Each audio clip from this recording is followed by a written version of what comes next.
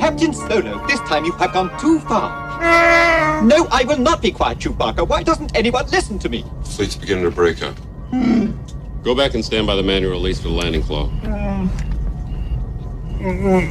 I really don't see how that is going to help. Surrender is a perfectly acceptable alternative in extreme circumstances. The Empire may be gracious enough.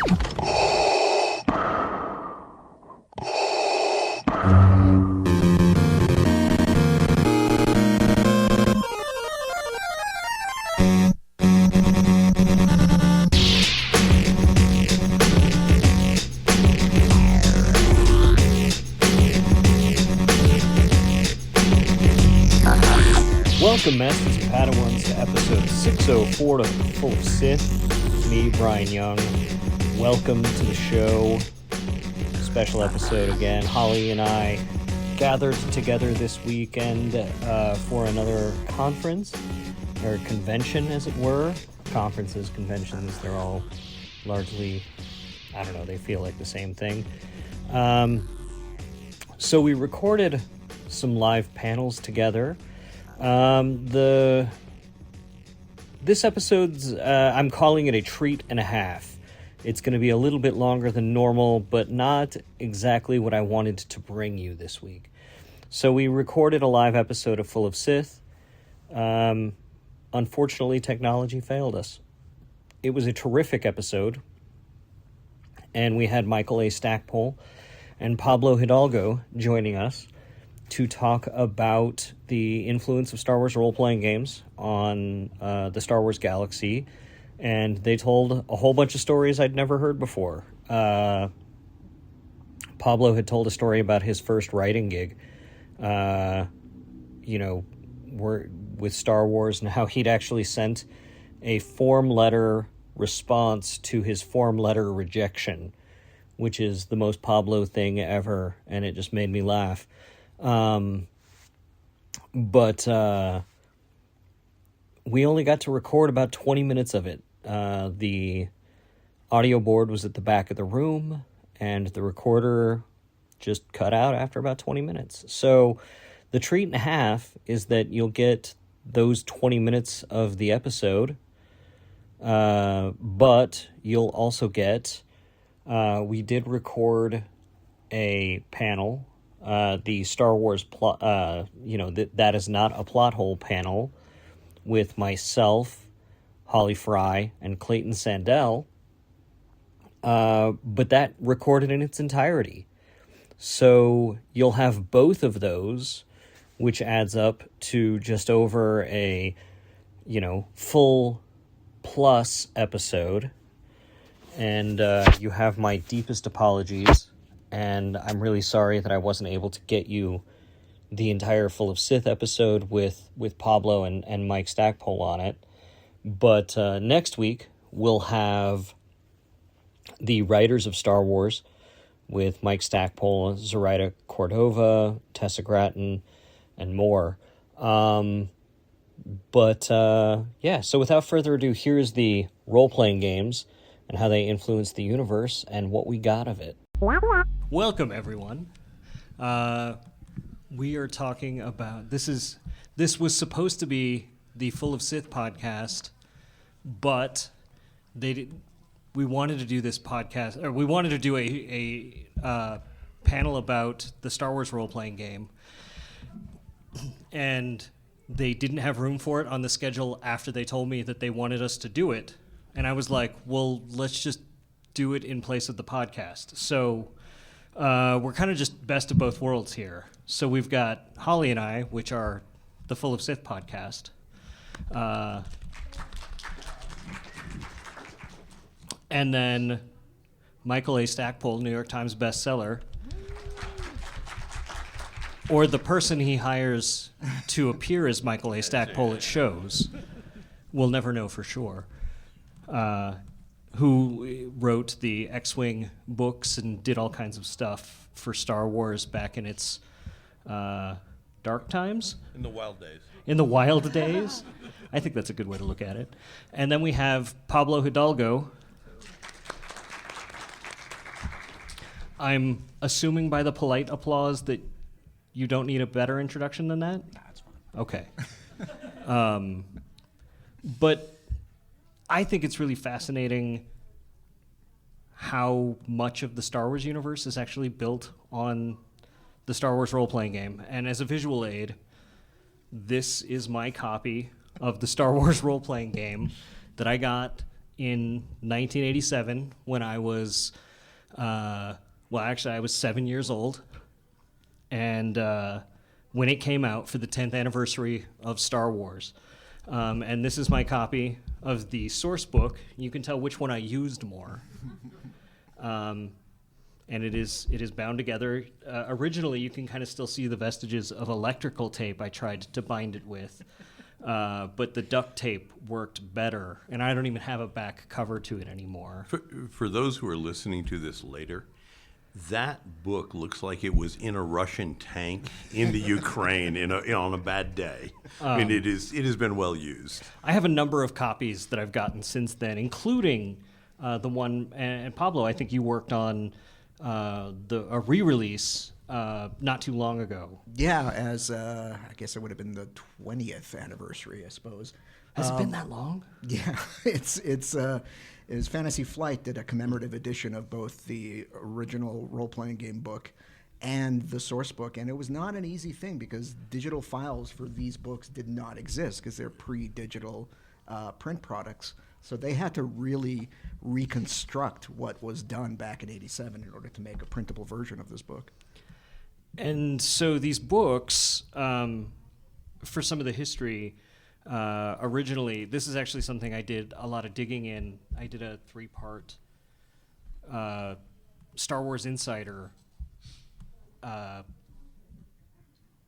article where I interviewed some of the guys who did this. And when West End Games got the license, they were just like, so Star Wars is cool, but you can't just role play by going like, okay, so you run into a yak face and a hammerhead. Like, that doesn't really create immersive role-playing. We've got to, like, name stuff. And back then, Lucasfilm was just like, oh, that makes sense. Cool. Name it. And the source book just named everything. And all of the names of stuff that gets used that you can kind of think about comes right from this. And even some of the original conflicts and the original like connections between some of the species and things. And for Mike, you worked. I just want you to talk about like how important was this stuff when you guys were building that early expanded universe. When I got the call and the contract to do the X-Wing books, one of the first things, Lucasfilm was very nice, and they sent me the Welcome to Lucasfilm box, which was the videos of the first 3 movies, the scripts of the 2 radio shows, Bill Slavisek's guide, and that was pretty much it, and so, that was what you were building the universe on. And I knew the guys at West End, and so I called a friend there and I said, can you send me one of everything you've got? and their only question was, will you take returns we've had from stores? Is it okay if it has a bent cover? And it's like, sure, anything. So they ended up sending me 6 linear feet of books. And this was the source material that I would dig through. One of the other things, the first time I was at, actually technically it was the second time I was at Skywalker Ranch, I was talking to Sue Rostoni, who was the person who did continuity at the time, and casually mentioned to her, I said, look, Sue, my college degree was in history. Would it be helpful to you if I put footnotes in the manuscript to talk about where I pulled things out? And her eyes lit up and said, yes, that would be very useful. And so Brian and I were talking about this morning at breakfast. In one of the novels, I was looking for a shoulder-fired anti-aircraft missile. And in the source book, they had like a TL-1, which was like a small law rocket, and they had a TL-3, which was this huge anti-aircraft rocket. And I invented the TL2, described it, and the footnote was, West End has got the TL1, TL3. This is right in the middle. Is it okay? And they let it go through. And so, back in those days, we were pulling from this canon and adjusting it as we needed it. And folks at Lucasfilm were saying, "Yeah, this sounds good," or "We can't give you entirely that. Can you work with this?" And it was a very creative process and a lot of fun in that way to realize that you were creating canon as you're going forward, but also keeping it within the bounds that were going to work for them going forward. Pablo, you got your start writing for West End, right? That's right, yeah. Which I realize is 30 years ago now. Could you talk about that experience? Yeah, it's a very strange story, as many of mine are, but there's lessons to be learned. So in 1993, a book came out from West End Games called the Game Master Handbook. And I bought it because I was buying all the West End Game stuff. I loved it. I'm a big avid player since the game first came out. And the last page of the Game Master Handbook said, "We want you to contribute to Star Wars." It was like, what? This was unbelievable. It was basically a call for writing. It was a call for writers for what was going to be the Star Wars Adventure Journal, which was going to be a sort of periodical to complete a periodical of Star Wars role-playing material and fiction that maybe didn't warrant having a full supplement, but they would come out 4 times a year and you'd get additional, game material. Great, wonderful. So I thought this was a huge opportunity because I'd been playing and inventing and world building on my own as far as my own group of players. It's like, yeah, I'm going to do this. So I sent in a letter to West End Games saying, I would love to do this. Please sign me up. A huge fan, whatever. I can't remember what the letter said. What had happened is apparently West End jumped the gun on that ad. They didn't get approval from Lucasfilm in the way that they needed to in order to put that ad in the book. Because what I got instead was this form letter saying no. Basically, the Lucasfilm policy is that you're only going to have established authors. You can't basically do these wild open solicits for Star Wars material. So it's like, oh man. So I must have been one of how many people got this letter in return. And I don't know if I'd recommend this. What I did was I wrote West End a form letter because what they sent me was a form letter, and then Pete Schweighofer, the editor, I was going to be the Adventure Journal, actually wrote like a personal thing, like, I appreciate all your enthusiasm. It was great to hear, but we this is what happened. We can't accept this. So I wrote back a form letter thanking them for not sending me a form letter. It's like, to the attention of blank, and I put Pete Schweighofer of blank West End Games. I really appreciate the personal touch that you sent, whatever. It was just a joke, but I sent it. And that, I guess Pete found it funny, and it started this correspondence between he and I. And this was back in the snail mail days. There was no email. So I would send letters, a letter to him, letter back. And then I found an angle saying, like, well, how about you have this prerequisite that you have to have a published author if you're going to write material. Is there anything against you doing like a comic strip, like a single panel joke gag? And I guess my joke to him made him laugh enough that it's like, yeah, go ahead, do it. And so what I started doing back in 1994 was a single panel comic that appeared in Star Wars Adventure Journal called Fragments from the Mind's Eye. That was it. It was just a lame little gag that I drew and wrote. And then I realized, and this is just me being sneaky, I said, well, now guess what? I'm a published author. Can I now write an article for the Adventure Journal? It's like, yeah, I think you checked that box. So Adventure Journal number 7 was my first one. It was a history of R series astromech droids. It basically gave it statted out what was the difference between an R1 and R2 and R3 and R4, et cetera, et cetera. And I'm happy to say that it appeared in the same issue. On the cover was a blurb that said, featuring a short story by Timothy Zahn and Michael A. Stackpole.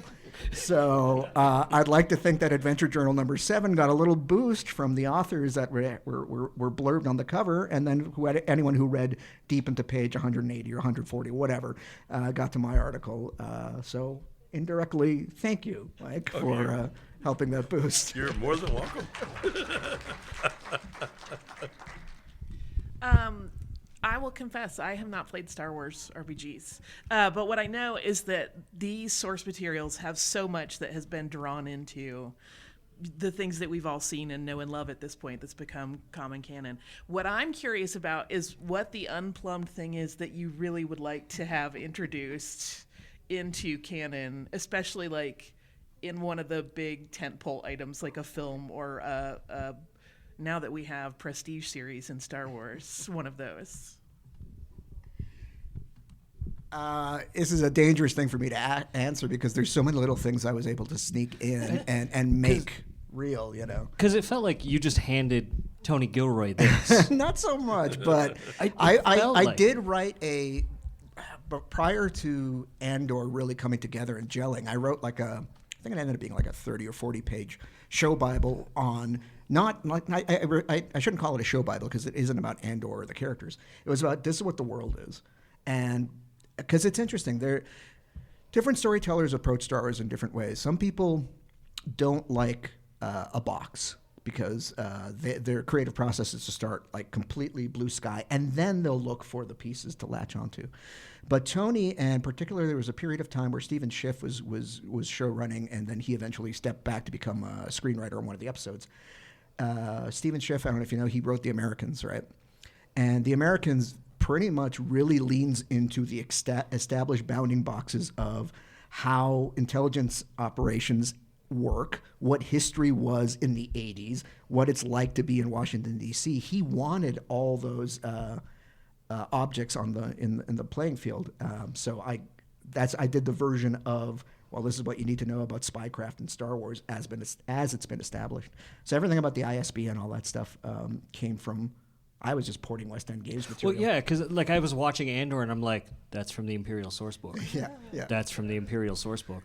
But I got to say, like, Gorman was just a wild thing that got pulled into wholesale by Tony. I think he was inspired because the one thing that he had to take into account, working backwards, was we established that Mon Mothma referenced Gorman as something that basically, like in Rebels, she just gives a very fiery speech and she talks about an incendiary event on Gorman.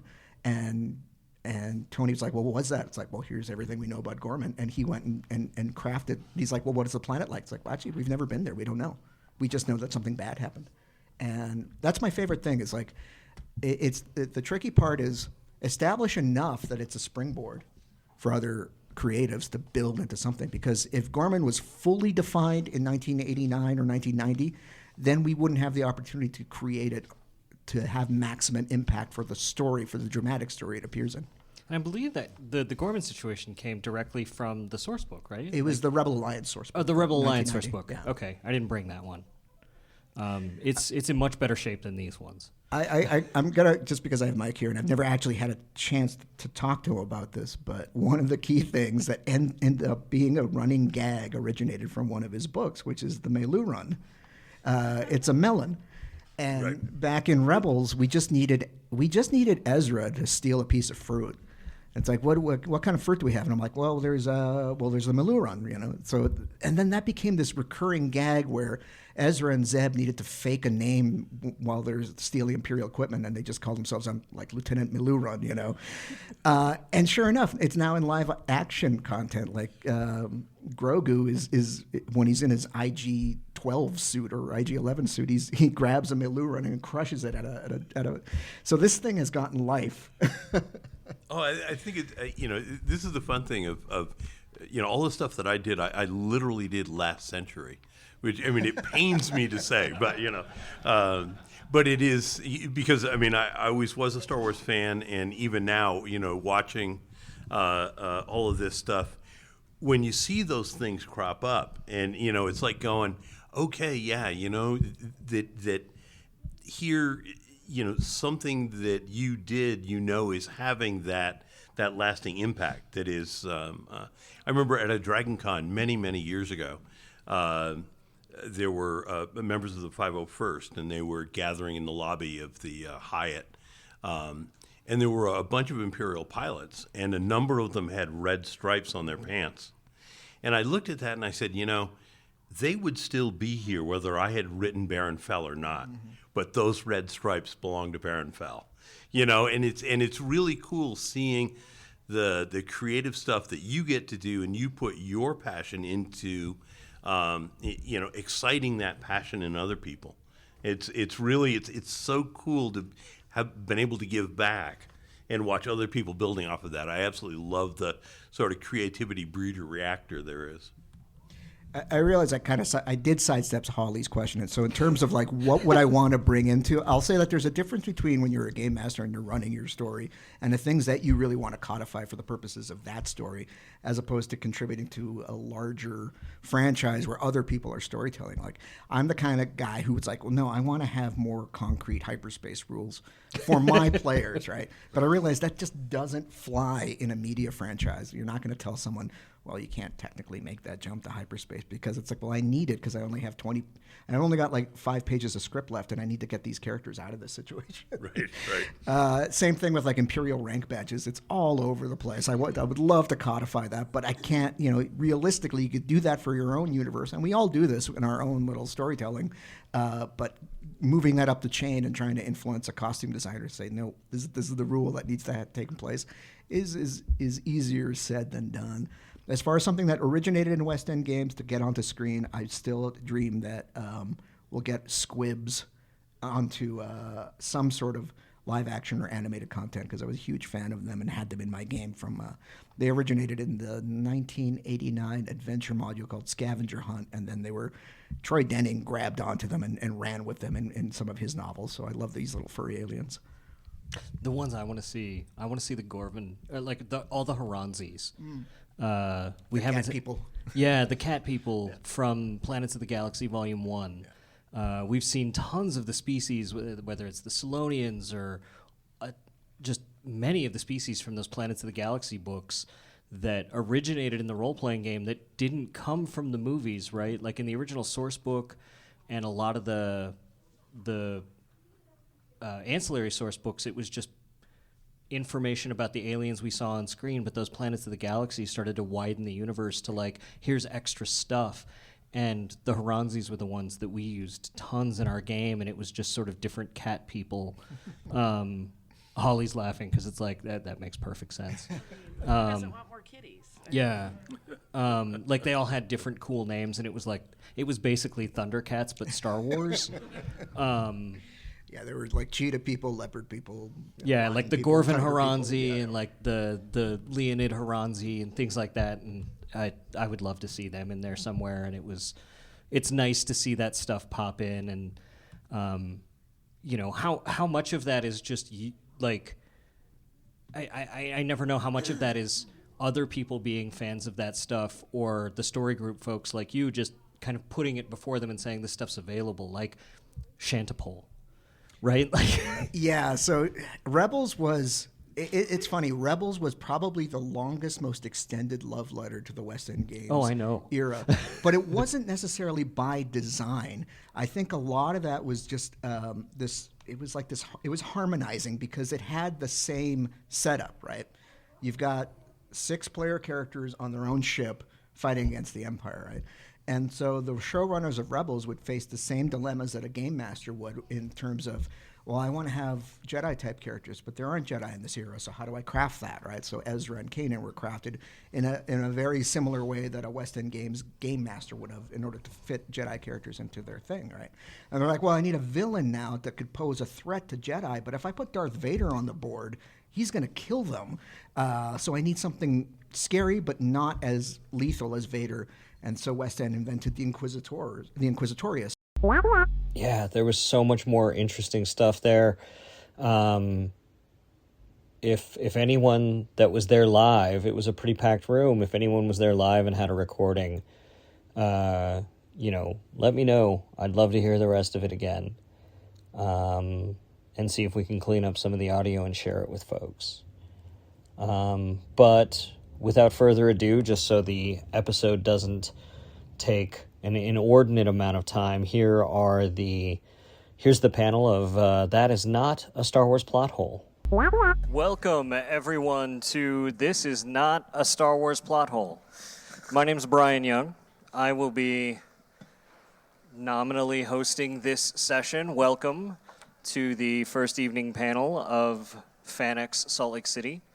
To introduce myself briefly, I am chiefly a Star Wars nerd.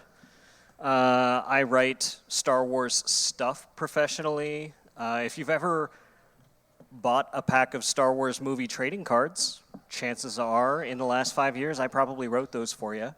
I've also, for the last, 15 years, written off and on for StarWars.com and Star Wars Insider Magazine, and a whole bunch of other cool stuff. And I also do the Full of Sith podcast, and I write for Script Magazine and places like that, so I really like to dive deep into Star Wars. And I also do novels and stuff, but in other universes like BattleTech and stuff like that. To my left... Hi, I'm Holly Fry. I am a lifelong Star Wars person. I used to write for StarWars.com. That's part of how Bryan and I met. I occasionally help ILM Immersive do showcase events and panels, and I also co-host Full of Sith with him. I also do a lot of talking about history, so if you're into history, I got you covered. I have the podcast Stuff You Missed in History Class, as well as Criminalia. And now if you watch the History Channel on Friday nights, there I am on The Unbelievable with Dan Aykroyd talking about weird history. And I also wrote a cocktail book, so I'm the Renaissance person. And then Clayton. Hi, I'm Clayton Sandell, and I, for years, did behind-the-scenes TV features on Star Wars-related stuff at ABC, and got a chance to co-author the Star Wars Timelines book, the Return of the Jedi Visual Archive, and the Phantom Menace Visual Archive, which is coming out in February. And I also occasionally get to write behind-the-scenes type features for Industrial Light and Magic and Skywalker Sound. So the idea behind this presentation, this panel, is going to require some input from all of you. Really, what we want to do is, in all of the work I've done with Star Wars over the years, I've found that no matter what I think might be a plot hole, there isn't one. There's always an answer somewhere in the canon for anything I think might be a plot hole. Pretty much no matter what. And so we've done this at a couple of different shows where we'll just take audience questions. We've got a microphone up here. Come on up. Whatever you think might be a plot hole in the current canon. We're not going to talk about Legends. Legends is a mess. No one can sort out Legends. That's why it's Legends. It's lovable, but it's hard to parse. Yeah. But in the current canon, if there's something you think doesn't make sense or doesn't compute, chances are one or some combination of us might have encountered something that might help explain that for you or disabuse you of that notion, and we're here to help. Yeah, I mean, I will say also, just in terms of the spirit of this panel, it's not to be like, no, you're wrong. Whatever you believe is fine. No, Holly, you're everybody's wrong. head canon is their own. But the point is, I know a lot of people I will talk to, and they're like, I really like that one thing, but this part makes me crazy. I'm really grappling with it. And if we can help smooth those out for you and make it like easier for you to come to terms with some piece of it that didn't work for you, great. It's literally all in the spirit of love. Nobody's trying to shout anybody down. I'll be honest, my first panel title for this was Star Wars Therapy, and they were like, come up with something else because they didn't think that would sell as well. But it was like, I was like, but no, that's kind of what it is. There's people who are like, I'm mad about this thing in Star Wars, and I'm like, I can explain that. I can walk you through that. I can help you with that. Oh, good. Yeah. Because I have ones that still bug me that I want. Great. I'm gonna I can ask help both you. of you for explanations. Well, why don't we start with one of And, yours? Why don't we start with one of yours, Clayton, and then come on up and come to the mic after Clayton does one of his. Awesome. And what's funny about this is that I was noticing last week that like Collider and Slash Film do a Star Wars plot holes article about once every year. So there's lots of talk out there. All right, I'll start. I'll start with how was it in episode 4 that C-3PO mentions at the very beginning there'll be no escape for the princess this time, and then later when he sees the hologram says, well, she's some person of some importance, I think. I don't know. Like, why doesn't he know her there later? So for one, I'm not sure if you've noticed, but C-3PO is not that smart. C-3PO is a lying liar who lies. So there's a number of potential answers. One of them is that he knows that the princess is on the ship, but he might not have any idea what she looks like because he's never run into her. Okay. Right? So he doesn't know who she is because she's not identifying herself in that portion of the message, right? And Luke doesn't know who she is either. She's not identifying herself whatsoever in that first bit of the message. And so when Luke says, who is she? 3PO's like, a passenger of some importance of some kind. But 3PO knows that when they're on the ship, this is the princess's ship, and she has been involved in all kinds of shenanigans, letting rebels steal ships and things like that. Okay.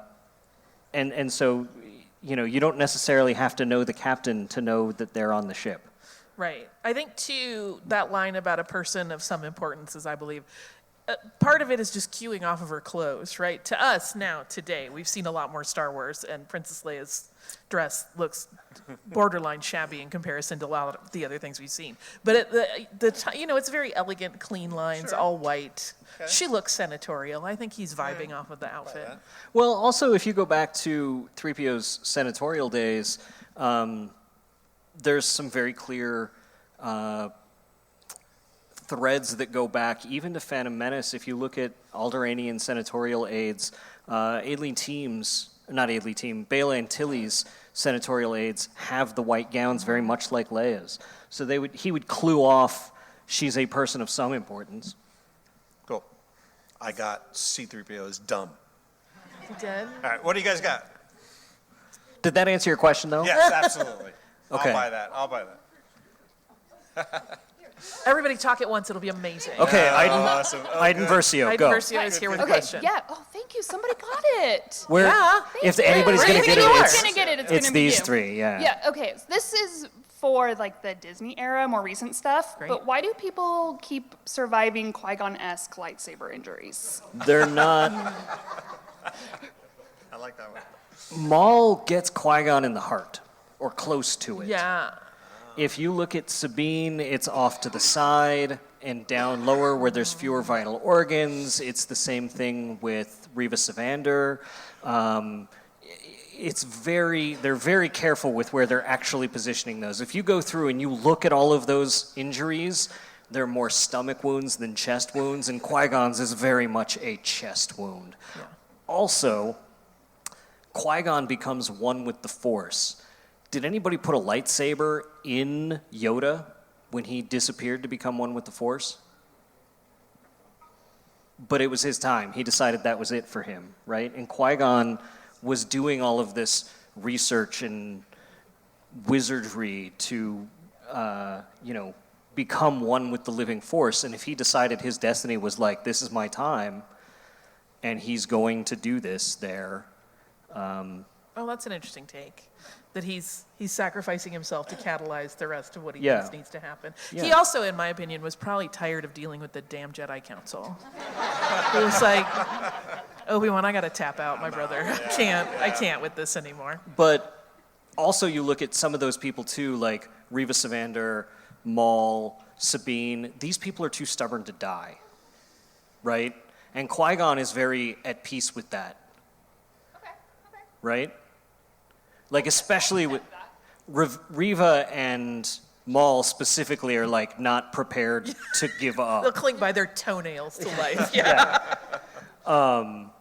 Sabine is just too obstinate, right? But, like, the others are, like, seriously, like, we must have revenge. And that's part of what the problem with the dark side is. You don't know when to transition into probably a more peaceful time. Yeah. Yeah. And Sabine's just too She Sabine. doesn't know how to transition into a peaceful state. Or anything. Yeah, for sure. Does that help? Yes. Yay. I feel like we should have an agreement poll Right, at the end like a of vote. the end of Yeah. Or like that, then you can fill out like, how did you Right. like that answer? Who won? We need an Andy Cohen to start asking questions. I don't know if this is a plot hole, but I've been rewatching all the Star Wars, and Clone Wars counts, right, in the timeline? Yeah, Or- no, okay, everything. Making sure that.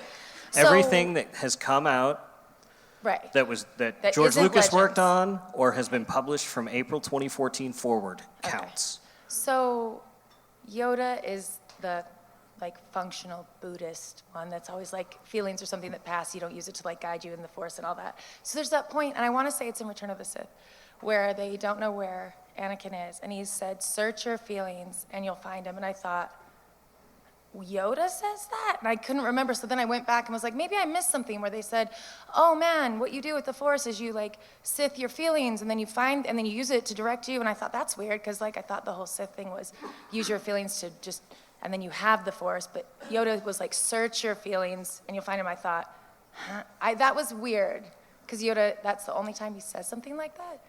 And it isn't, it's like the opposite of what a Jedi does. So why does he do that? Go ahead, Holly. I mean, I think part of it is that, one, let's establish, Yoda actually is a lying liar who lies. Okay. But, that's but the thing Hollywood. is, too, I think that comes from thinking that the Force has one functionality, right? I would kind of liken it to, you can put an axe in the hand of someone who is a builder and they will make a house, or you can put it in the hand of someone who is a destroyer and they will tear a house down. And so you can search your feelings through the Force and get angry, bad powers, or if you're still, you could probably find those blips in the Force that are going to help you key into someone. I don't know if you've read the High Republic books, but one of the things I super love about them is how they talk about different Jedi experience the Force in different ways. Some of them experience it as music. Some of them experience it, as like a very physical vibration. Others have, sort of that more mystical thing that we probably all had in mind before we got into any of that. And so I think if you think about the Force in that sense, and feelings particularly, as a tool and a conduit rather than necessarily one path to one destination, it's perfectly valid to use them for good at points in time while other people might use them for evil. And again, Yoda lies. I'm glad you bring up the Clone Wars, though, because it did sort of complicate things along the way with other stories. Like, for example, why didn't R2-D2 and Obi-Wan recognize each other in The Empire Strikes Back? Mariah carried him, man. Why didn't I don't know her. or why did Grievous, feel the need to tell Obi-Wan that he'd been trained in the Jedi arts when they'd fought a bunch of times at that point? Like, it did as a series, a great series, but it did complicate other stories along the way, if I may play devil's advocate. So with that specifically, though, you're looking at a Yoda in transition, right? Where Yoda is going, I've failed a lot, right? And Yoda, from the moment Order 66 happens to the rest of that movie, through all the way up until Empire Strikes Back, is struggling with the fact that everything that he thought he was doing correct didn't work, and the Jedi died for it. So he's in an absolute state of transition. So he doesn't know what works and what doesn't. And he knows that Obi-Wan is emotional with him there. And Obi-Wan is very much in his feelings about Anakin. Yeah, and he knows what didn't work with Anakin when Anakin came to him earlier in the movie and said, hey, what's going on? I don't want to lose these loved ones. And Yoda's like, learn to let go, right? And that didn't work. Anakin went off the deep end. So when Obi-Wan's like, I can't go confront Anakin, Yoda's like, maybe I need to pivot. Search your feelings and find them you will.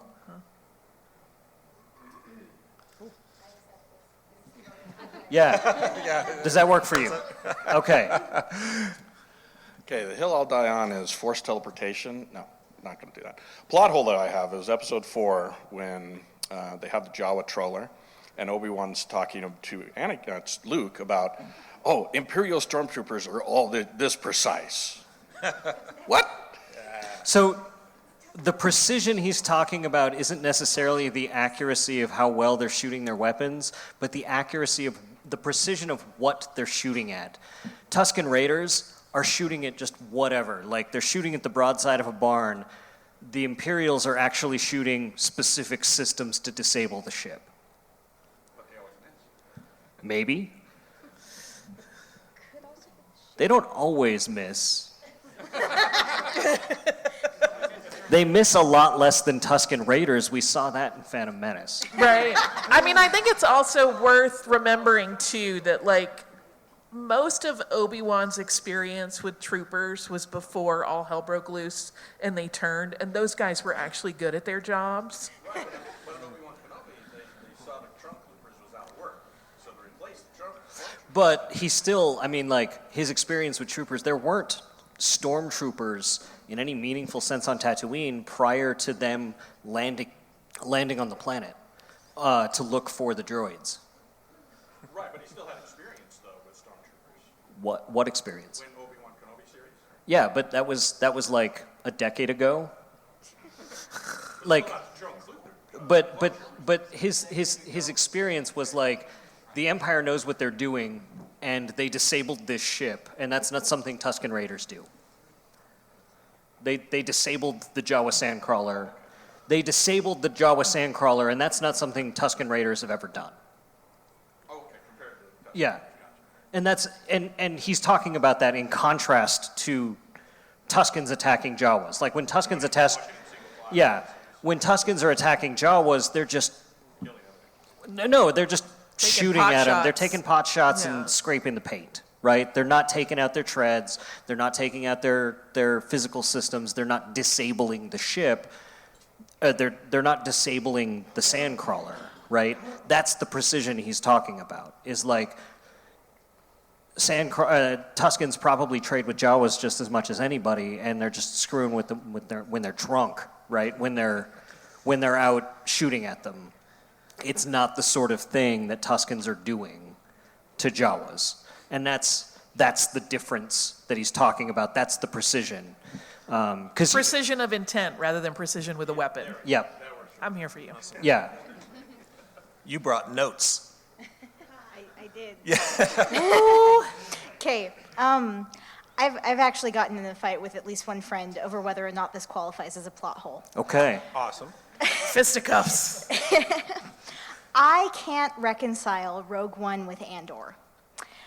Specifically, Cassian has a line in Rogue One where he says, "We've all done terrible things on behalf of the rebellion. Spies, saboteurs, assassins, everything I did for the rebellion. And every time I walked away from something I wanted to forget, I told myself it was for a cause I believed in, a cause that was worth it. Without that, we're lost. Everything we've done would have been for nothing. I couldn't face myself if I gave up now," right? And then Andor comes in and expects me to believe that Cassian has not been part of this fight since he was 6 years old, as he said earlier in the movie, but rather that he's only joined the rebellion in the last 5 years, and in the first episode, he kills a guy, shoots him point blank in the face. Like the one guy was an accident, right? The other guy was a witness, and that is a problem. But for someone who has to justify the terrible things that they do by saying I did it for a cause, turning around and having the introductory episode have him kill a guy for his own self-interest, right? Feels like a plot hole to me. It doesn't make sense character-wise. And also the fact that he claimed that he's been in the fight since he was 6 years old. Yeah, when do you think his planet got destroyed by the Empire? But then his planet wasn't destroyed by the Empire because we see in Andor that he's like 9 or 10 when we meet him. How long have those kids been out in the wilderness fending for themselves? I guess. Okay, so then the other thing is, he's out there looking for his sister who was forced into that life, and he's out there taking those risks to find her and rescue her for a life she was forced in because of that situation that he's been in since he was 6 years old from that first episode. She's not It buying it still feels like he's acting in Andor. The entire first season feels like he's not acting for any kind of cause. But he's acting out of self-interest. He's acting out of yes, he personally cares about his sister. He personally cares about his friends and people. Go back to his monologue that he gives to Luthen Rael when they meet the first time, when he talks about the Empire and how his whole thing, he's not stealing from the rebels. Andor, the first season, is him lying to himself about his intentions because he's not out there stealing from the little people. He's using his skills and his anger and aiming it at the Empire. He's walking in, he's stealing Starpath units, he's breaking into Imperial facilities. He's not the mature person he is to realize that and connect what he's doing and why at that point that he is in Rogue One. But those are the reasons that he understands later. But when you look at what he's doing and what his reasons are and what his motivations are, as you decode them through that lens later, absolutely everything he's doing is against the Empire. But it's out of rage, not necessarily because he's got some noble cause. Luthen's the one who sharpens him into that. But he comes to realize why he was acting out like that later. And that's because he's got 5 years of character growth to understand why he was aiming his anger that way. Yeah. I mean, I would argue that, from the time his planet was strip mined to oblivion and whatever happened there that destroyed his parents, presumably, his entire life becomes, how can I flip the bird to these people and hurt them? And Prelux Morlana reports into the Empire. Those guys that tried to hustle him in the brothel work for a security system that's essentially a contractor for the Empire. All of that, it's just what Bryan said. He's still fighting it. He doesn't realize that it's going to focus into, the bigger organized picture, but he's been fighting them in his own way. There's a reason when Marva and Clem find him, he is freaking out and trying to break apart anything he can. He is a little ball of rage that doesn't know how to explain it, and it's because he's been hanging on to that for several years, presumably, while he tries to raise his baby sister. I mean, it's to me, he's gone through a trauma that's just made him angry at the Empire forever.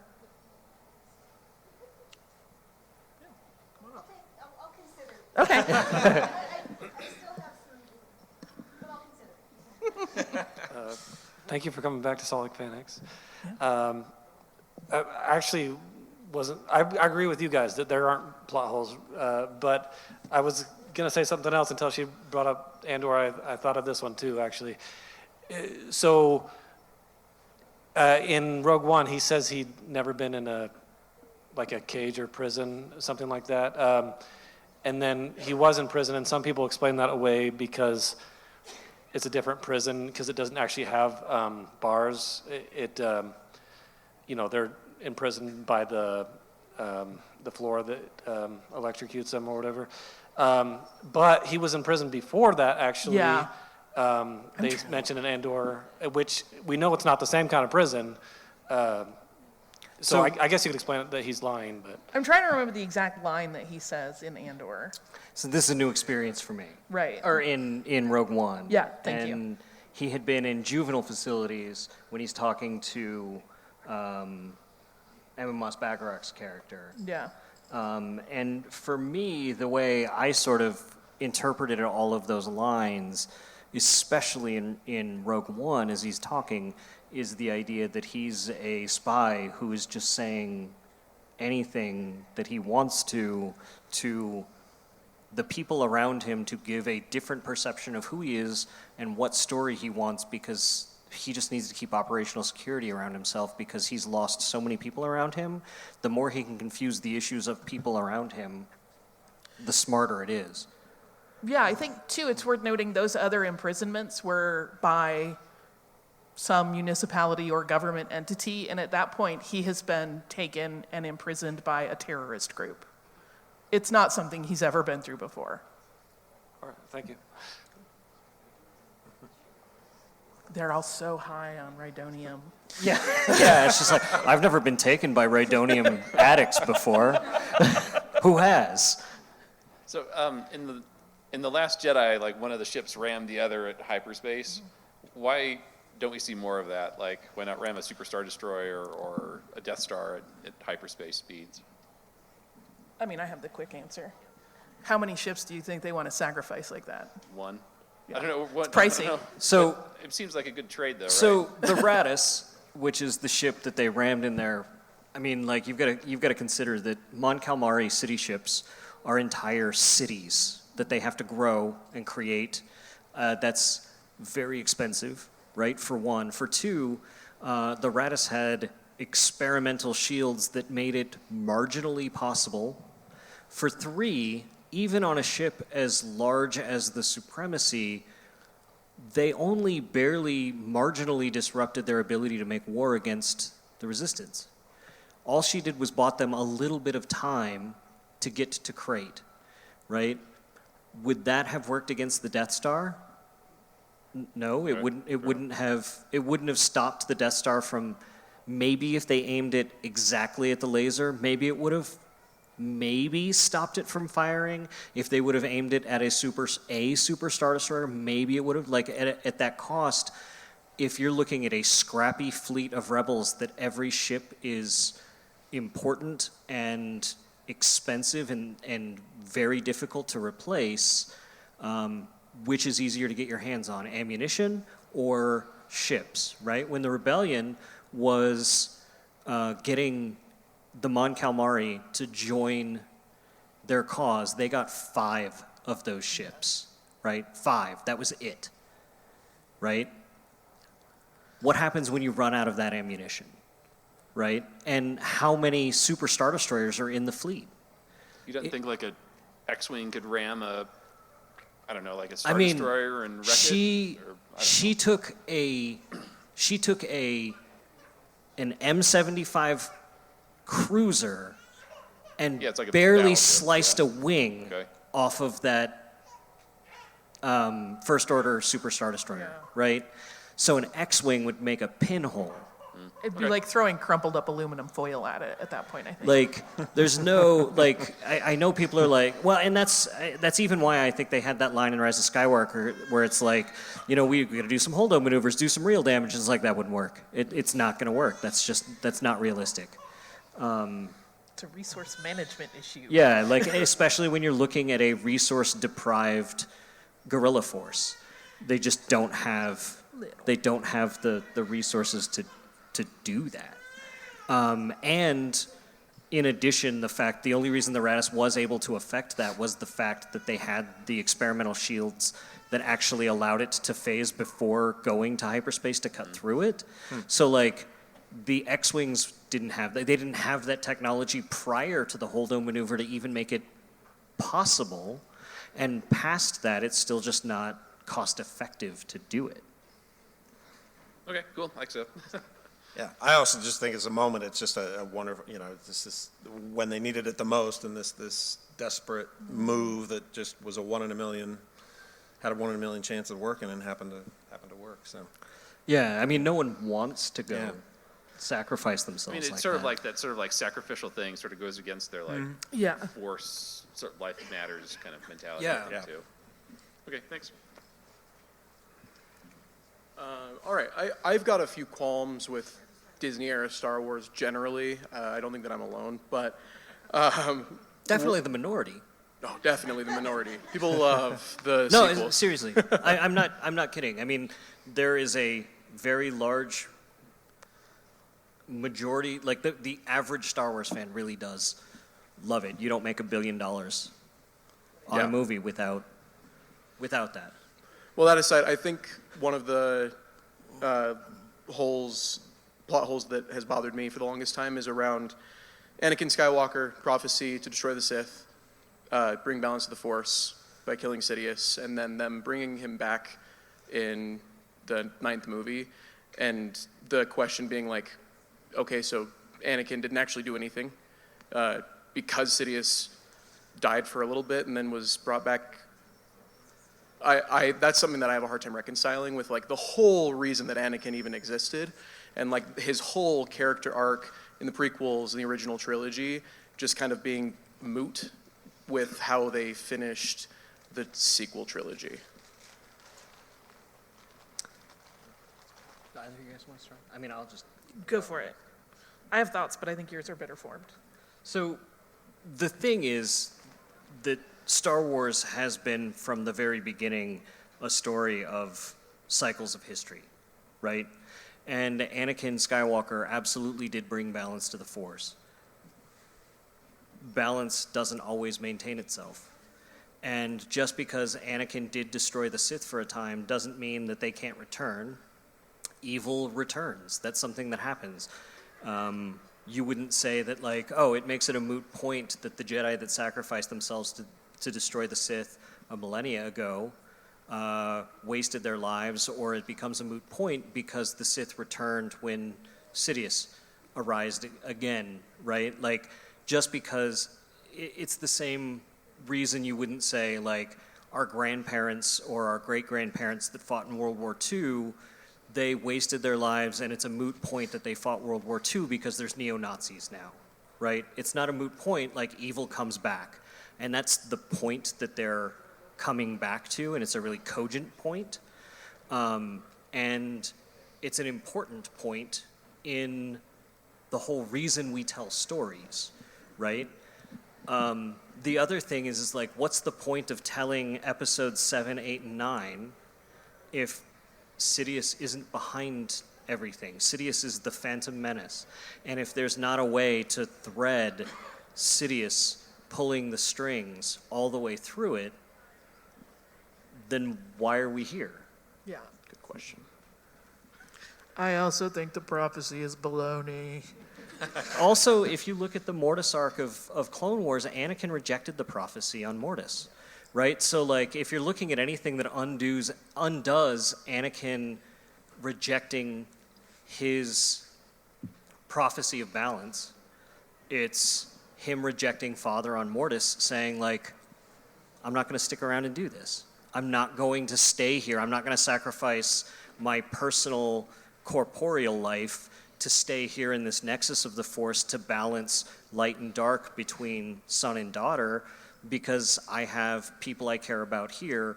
I'm rejecting all of this and we're getting the hell out of here, despite you showing me all the evil I can wring out of the galaxy this way. And Yoda says straight up, when Mace Windu starts talking about, like, or Mace Windu and Obi-Wan in Revenge of the Sith, where they're like, isn't he supposed to be the one who brings balance to the Force? And Yoda's like, prophecies could be misread. You know, misread this prophecy could have been.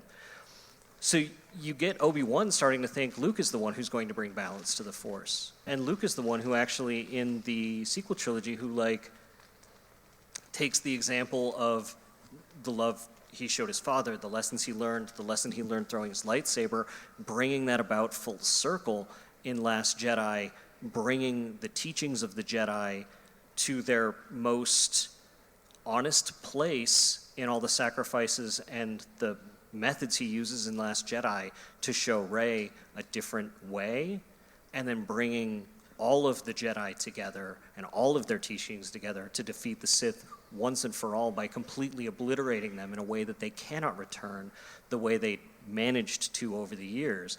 So Anakin's a stepping stone across that.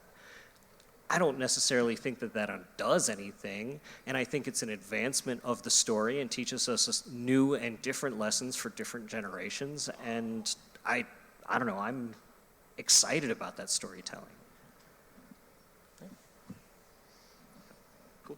I don't know, does that help? I don't know. I think I see your point.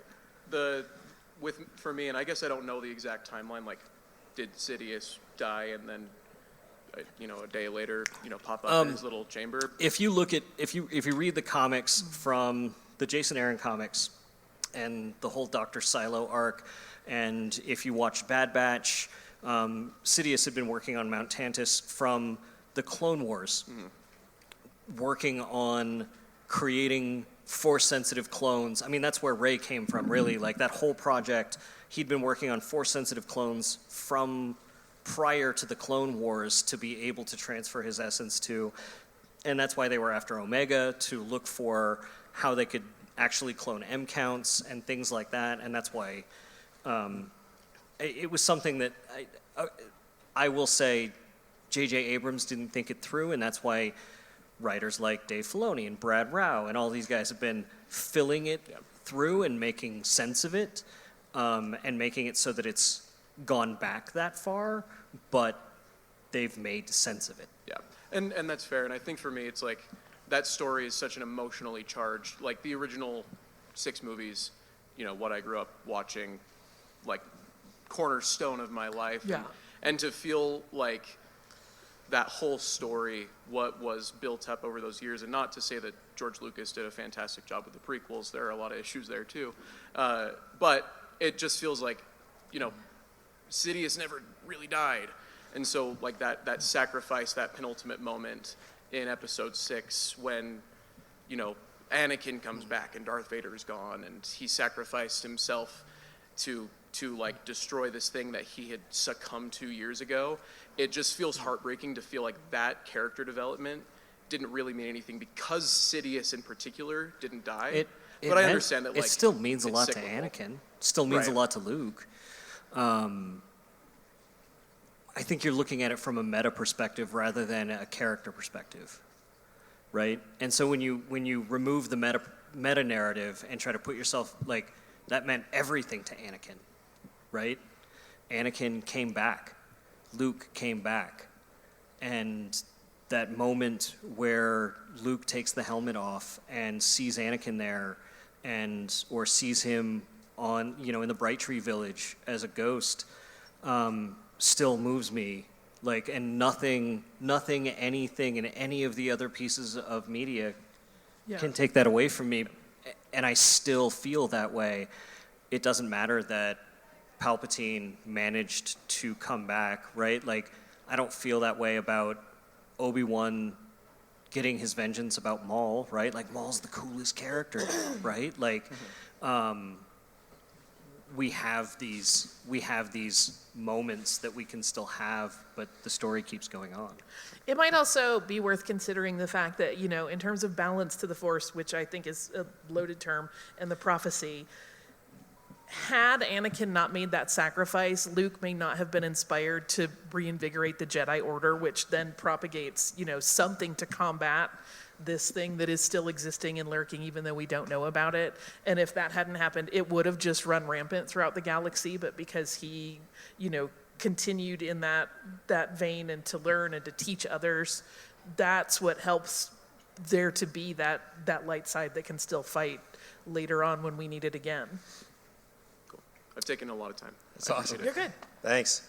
That's a big one. It's worth spending time on. We have a long line in about 10 minutes. Maybe we can do like a lightning round, 10 minutes here. Go for it. I'll be really quick. Yeah, go for it. And I haven't read the comics, so maybe it was answered in there. Princess Leia, what was she told about her biological mother if she was adopted at just a couple hours old, which is the line of dialogue in New There Hope? is stuff in the comics where she goes to Naboo and she sees like portraits of her mother after the destruction of Alderaan. Like, it's part of a whole thing where, frankly, Akbar does not handle it well. But so she has images, whether she's connecting it to, I remember her from my childhood or not. We all know memory is malleable in that regard.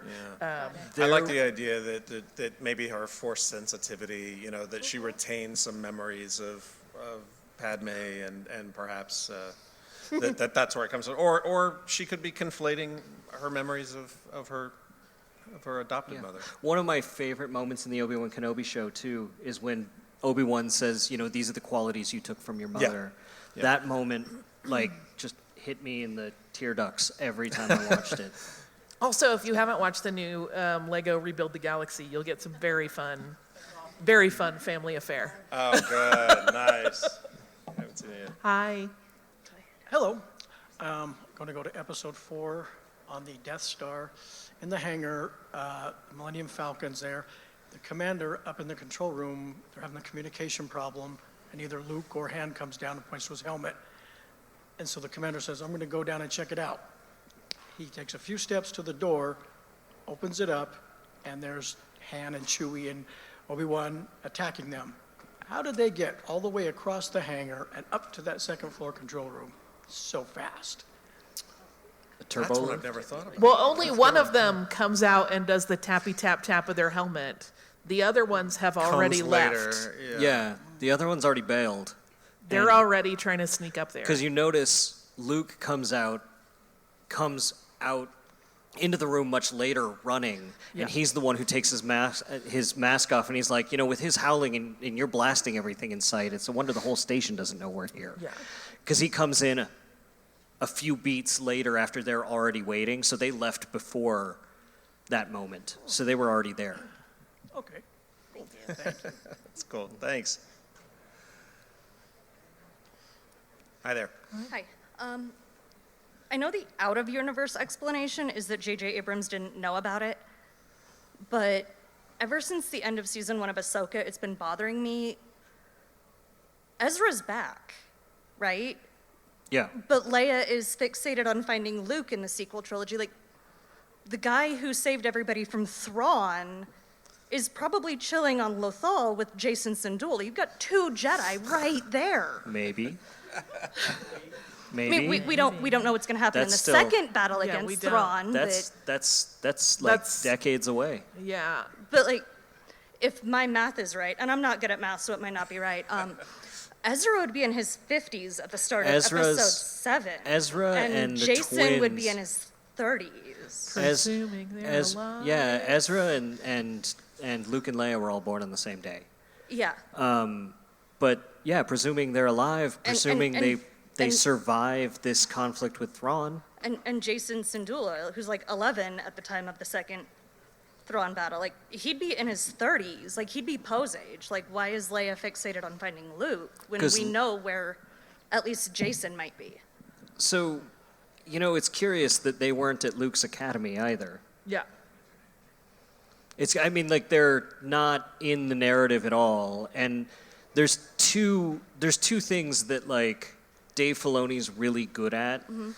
It's convincing us that characters are going to be dead definitively. I don't know how many of you watched Clone Wars as it was coming out, but if you watch Clone Wars going, Ahsoka can't make it, she's not in Revenge of the Sith. Right. There are so many feints of like, oh wow, is this the episode where she's going to buy it? Yeah. There's so many episodes. We spent so much time waiting. And then all of a sudden she's alive, and then all of a sudden it makes sense where she was and how she comes around and how she's intertwined in the events and how it makes sense why she's not in the events that we saw or why she's sort of around on these other moments. So Dave Filoni's very good at knowing how to manipulate us in these ways. Yeah. So But with Leia being friends with Hera, like she knows Jason has force powers, like knows he could be a Jedi one my day. thing is, I'm just saying Dave Filoni's aware of that. And so And we have a big chunk of story coming regarding them. Because we've got Ahsoka Season 2, we've got the New Republic movie that Dave Filoni's doing, and we have untold canvases in those decades between the two that Dave Filoni, who is now the Chief Creative Officer, I believe, is that his title? I think that's his title, yeah. He is aware of this, and Dave is not a stupid person, and he knows this. So we don't have an in-universe explanation yet for No. why Leia didn't think, maybe the I should same check way- Lothal for Jedi instead of fixating on my brother, who I Well, don't know where he is. And maybe she did. Maybe she didn't find them.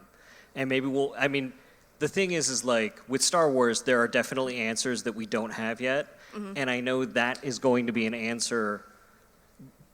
It's the same thing with like, I can almost guarantee that Dave, when he goes out to conventions and stuff, that's a question he gets, where it's just like, where was Ezra and Jason during the sequel trilogy? The same way he gets the question, was Ahsoka dead in Rise of Skywalker? And his answer is like, not necessarily. Yeah, because right? Yeah, she could have been alive and just reaching out through the Force, Yeah.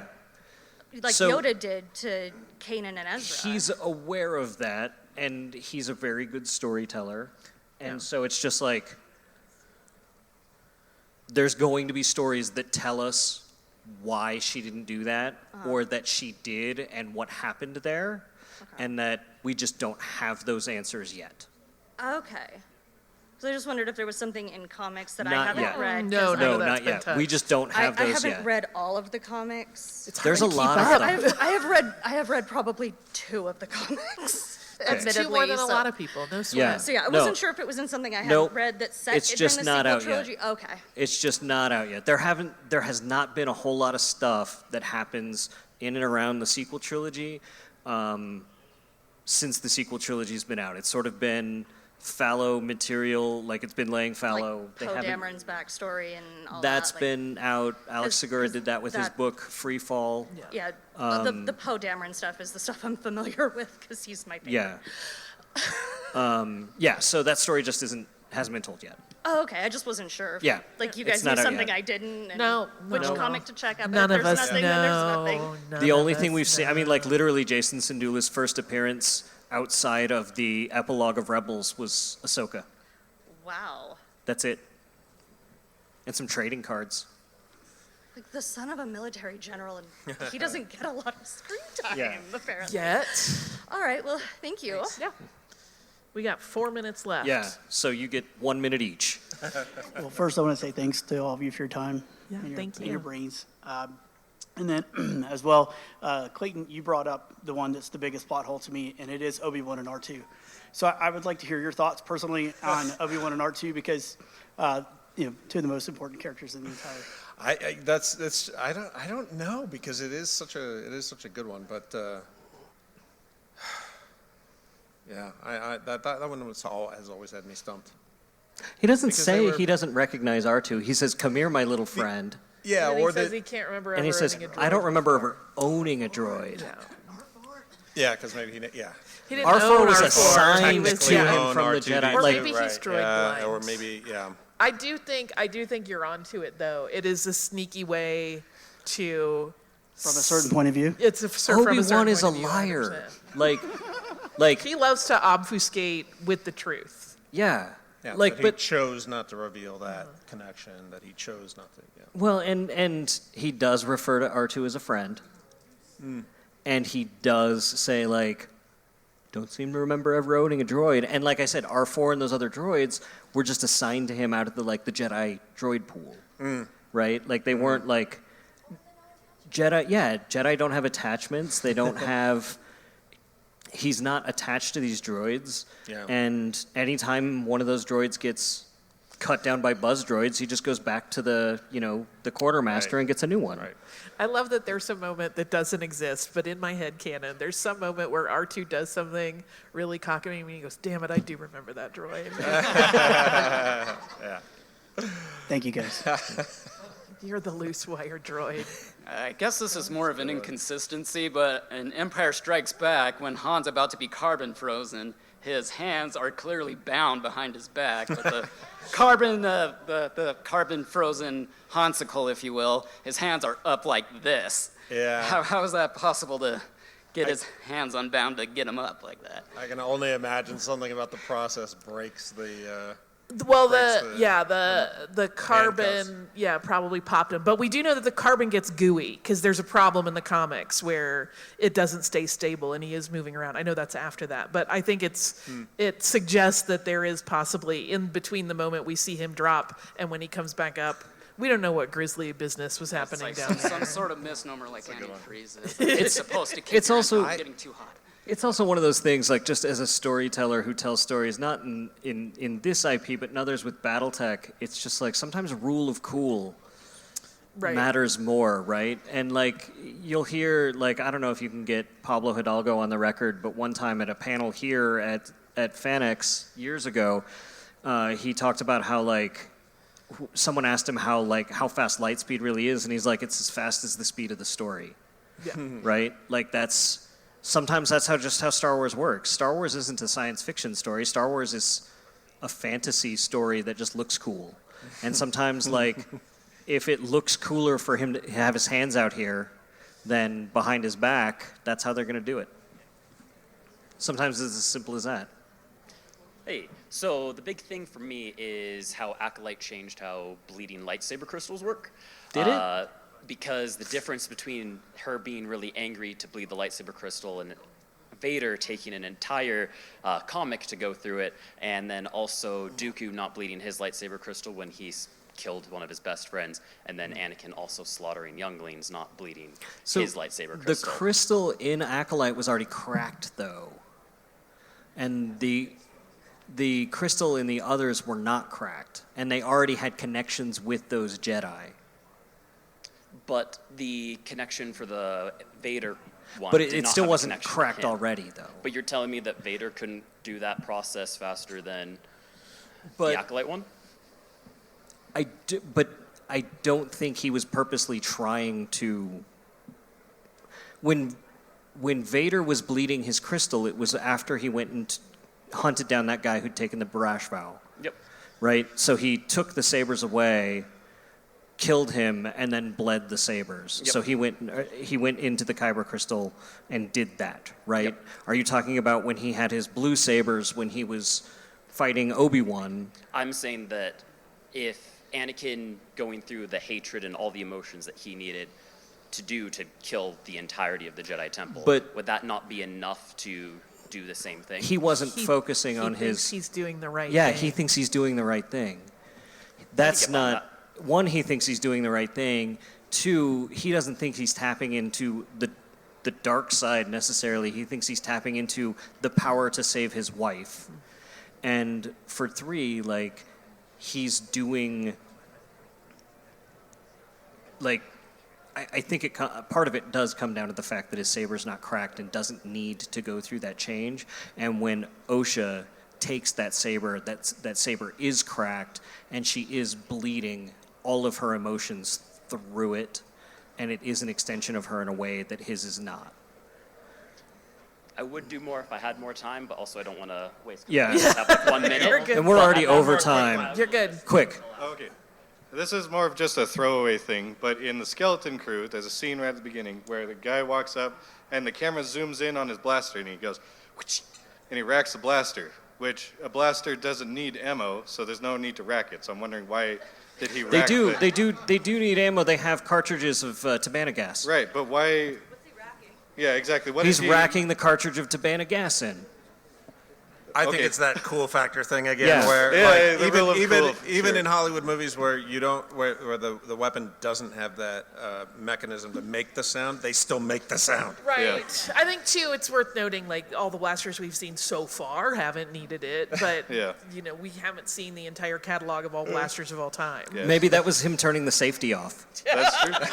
I just think it's a fun thing to point out It's that actually he part didn't of his rack. parole. I feel, he has to I feel have. like there's maybe in one of the games like the Battlefront games where you rack something or you Oh, see you something. do. There's the pump shotgun kind of Yeah, weapons. yeah. Even though they're like laser shotguns, like you pump those. Yeah. Here or there. Yeah. So, anyway. All right.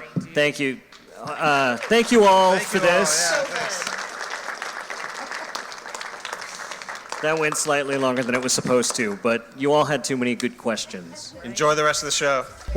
So one of the answers I was struggling with that on that panel that I realize I've got an even better answer for with Osha and Master Saul's lightsaber is that the Kyber crystals are very attuned to their masters, and Osha's rage was specifically directed toward Master Saul, and she was channeling all of that through the lightsaber, and I think the Kyber crystal was even more connected to that.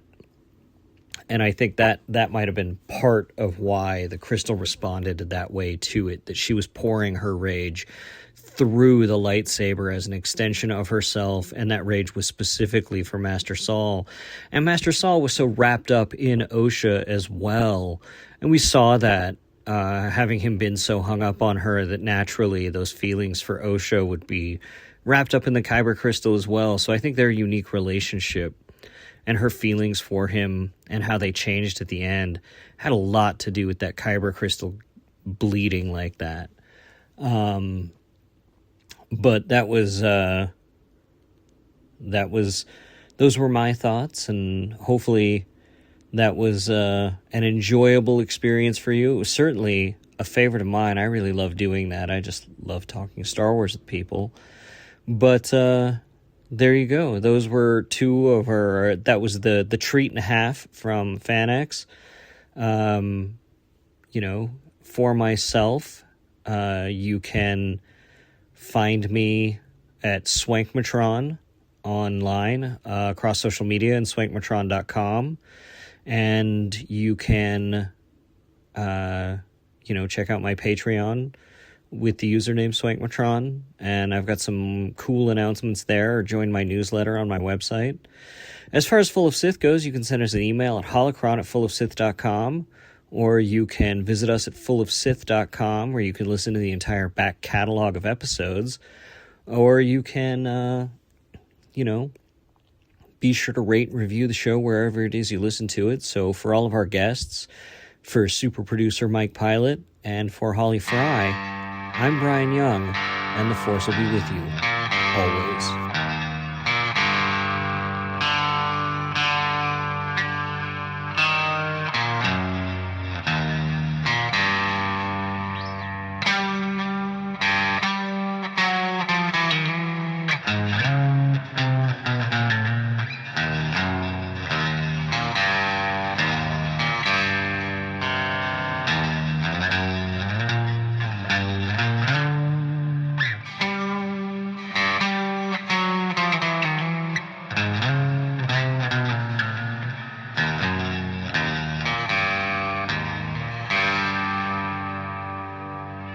Sir, if you'll not be meeting me, I'll close down for a while.